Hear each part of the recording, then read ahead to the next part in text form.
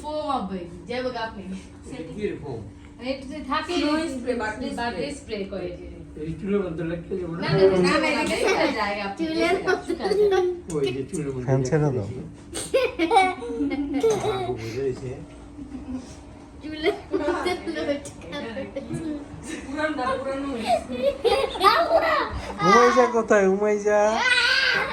না এটা কি করলে আরে কেমন হাত পিছলাম আমি কেকটাকে কাটতে পারছি না দাঁড়াও দাঁড়াও খাইলে সমস্যা নেই। সবাই তিনজনে তাকাও।